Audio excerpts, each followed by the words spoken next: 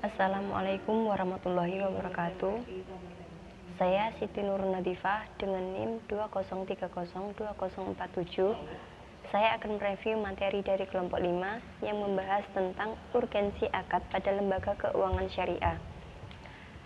Akad menurut bahasa artinya ikatan atau persetujuan, sedangkan menurut istilah akad adalah transaksi atau kesepakatan antara seseorang yang menyerahkan dengan orang lain, yaitu orang yang menerima untuk pelaksanaan suatu perbuatan. Akad bisa diartikan sebagai perjanjian tertulis yang memuat ijab atau penawaran dan qabul, yaitu penerimaan. Istilah al-aqdu atau akad dapat disamakan dengan istilah verbintesis atau perikatan dalam KUH Perdata. Sedangkan istilah al-ahdu atau perjanjian dapat disamakan dengan istilah perjanjian. B. Syarat dan rukun akad. 1. Syarat-syarat akad. Menurut Syamsul Anwar menyebutkan bahwa syarat dalam akad adalah sebagai berikut. 1. Syarat terbentuknya akad. Masing-masing yang membentuk akad memerlukan syarat-syarat agar rukun itu dapat berfungsi membentuk akad. Tanpa adanya syarat-syarat dimaksud, rukun akad tidak dapat membentuk akad. Dalam hukum Islam, syarat-syarat dimaksud dinamakan syarat-syarat terbentuknya akad. Rukun pertama yaitu para pihak harus memenuhi dua syarat terbentuknya akad, yaitu tamyiz dan terbilang pihak. Kemudian rukun yang kedua yaitu pernyataan kehendak, harus memenuhi dua syarat, yaitu A. Adanya persesuaian ijab dan kabul, dengan kata lain tercapainya kata sepakat. B. Kesatuan majelis akad.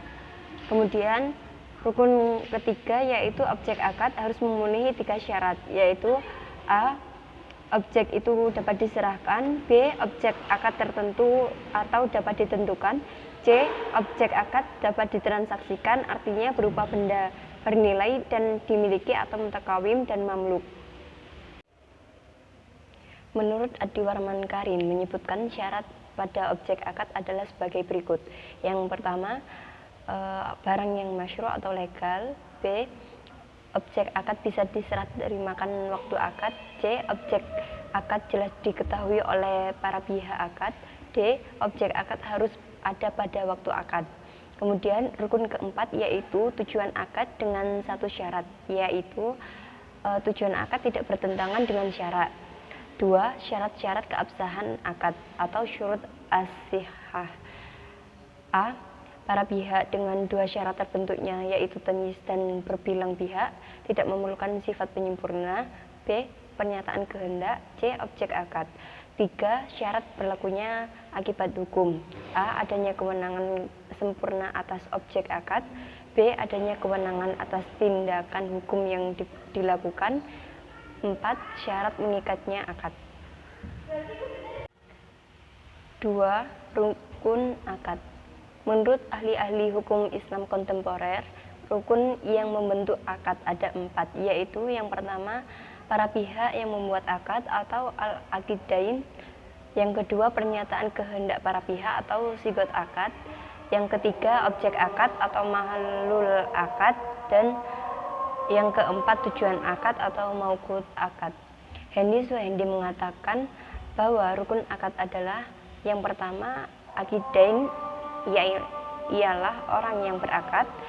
Maqud alaih ialah benda-benda yang diakadkan. Yang ketiga, mauqut al-aqdu,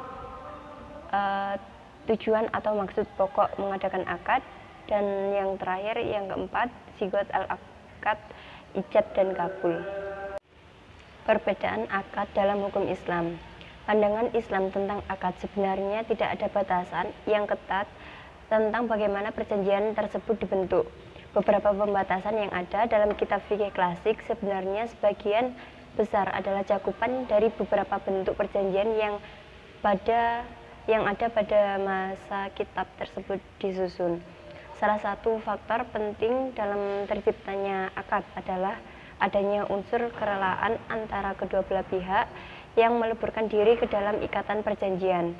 Akad tersebut tidak hanya bisa terwujud dengan adanya ucapan dari salah satu pihak, kemudian pihak lain mengerjakan sesuatu yang menunjukkan kehendaknya, baik berupa tulisan, isyarat, maupun penyerahan.